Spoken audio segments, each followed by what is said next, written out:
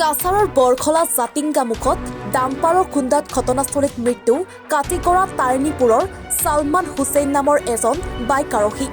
গুৰুতৰভাৱে আহত হৈছে দুজনকৈ লোক। শিলচৰ কালাইন পথেৰে বাইক লৈ ছালমান নামৰ যুৱকজন গৈ থকাৰ সময়ত হঠাৎ দ্ৰুতগতিত এখন ডাম্পাৰে মহতিয়াই লৈ যায় বাইকখনক। ফলত থিতাতে মৃত্যু হয় বাইক আৰোহী যুৱকজন। ঘটনাত গুৰুতৰভাৱে আহত হৈছে ছফিয়ান হুছেইন আৰু কামিল হুছেইন নামৰ আন দুজন যুৱক। আহত দুজন বৰ্তমান শিলচৰ মেডিকেল কলেজত চিকিৎসাধীন হৈ আছে। ইপিনে ভয়ংকৰ এই দুৰ্ঘটনা সংঘটিত কৰি ডাম্পাৰ বাহনখনে পলায়ন কৰে।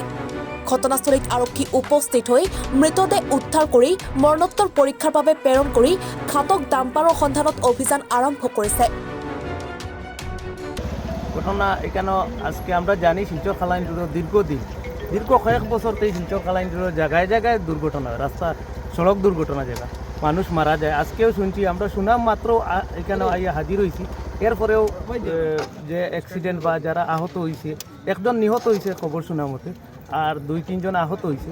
কেন জায়গায় জায়গায় অ্যাক্সিডেন্ট হয়। আজকে ধরুন দুর্ঘটনা যেটা হয়েছে এসি স্কুলের ঠিক সম্মুখে শিলচর খালাইন রোডে। এই রাস্তাটা যদিও সুন্দর কাজ হয়েছে, রাস্তা ভালো চলে, কিন্তু সাইড বাম বিভিন্ন জায়গায় দেখা যায় আমরা সাইড বাম নাই, স্পিড ব্রেকার নাই, বা কোনো জায়গায় সাইনবোর্ড নাই যে রেস কন্ট্রোলের সাইনবোর্ড বা প্রশাসনের ব্যবস্থা বিহিত ব্যবস্থা নাই বললেও চলে।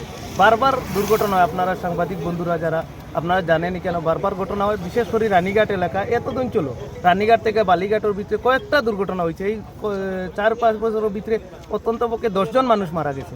আমরা দুঃখিত এবং মর্মাহত। ভংগাপাৰাৰ পৰা ৰাজৰ্ষি শৰ্মা মজুমদাৰৰ ৰিপৰ্ট, এনি ভাৰত 24।